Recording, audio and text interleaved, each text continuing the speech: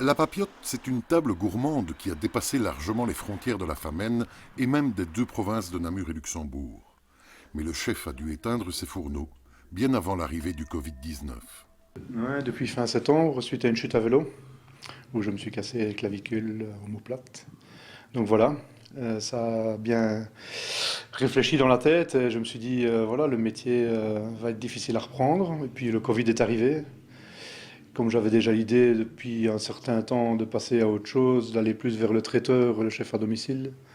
Et puis je travaillais déjà quand même depuis pas mal de temps avec des producteurs de la région, dont le réseau Solidairement, ici, et puis quelques producteurs du coin que j'avais déjà découvert avant.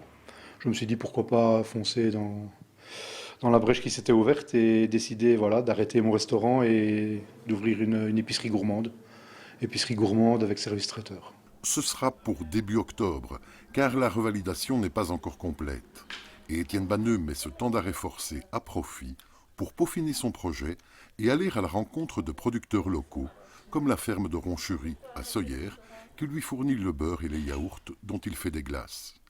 Ces rencontres sont un luxe qu'un restaurateur peut rarement se permettre. On n'a pas le temps, non, ça c'est sûr, on est plus dans sa cuisine qu'ailleurs.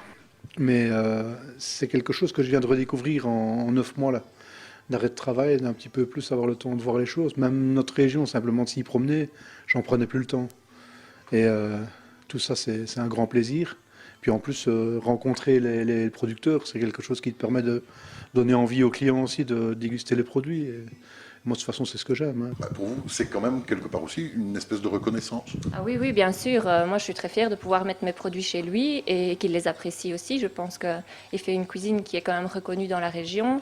Et pour moi, c'est un honneur de pouvoir mettre mes produits chez lui, ça c'est certain. Un honneur partagé par d'autres, puisqu'Étienne Banneux va privilégier les produits issus des provinces de Namur et Luxembourg. Pour les volailles, il s'est rendu à Noirfontaine, dans la commune de Bouillon, où Steve Pierre, 27 ans, s'est récemment lancé dans l'élevage de poulets coucou de Malines.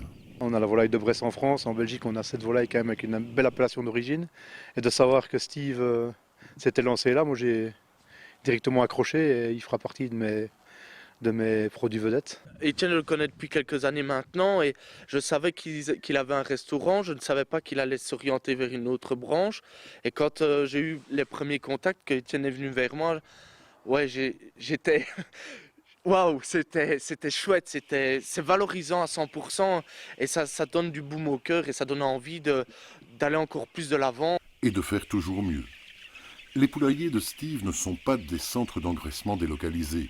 Il achète ses poussins qui passent 6 semaines à l'intérieur avec une alimentation proche de 100% végétale, puis 6 semaines avec un accès à la pâture contiguë. Ensuite, il écoule lui-même sa production. Et dès la construction, il a voulu un comptoir pour la vente directe.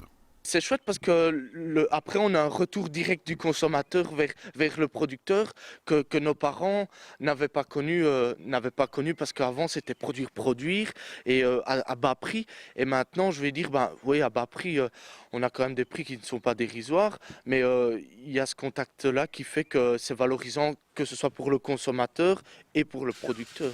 Une tendance soutenue, encore accélérée un temps durant la pandémie, même si à ce niveau, on doit constater un ressac. Maintenant, on arrive avec des producteurs qui font de la qualité. Avant, on produisait, maintenant ils se renseignent, ils cherchent aussi à améliorer leur production, ne fût-ce qu'au niveau des fromages. Au début, je travaillais beaucoup de fromages français, maintenant je travaille plus que des fromages régionaux, vraiment. Et là, on a des trucs qui commencent à vraiment être super. Quoi. Des produits locaux et leur transformation à découvrir sans modération à partir du 1er octobre.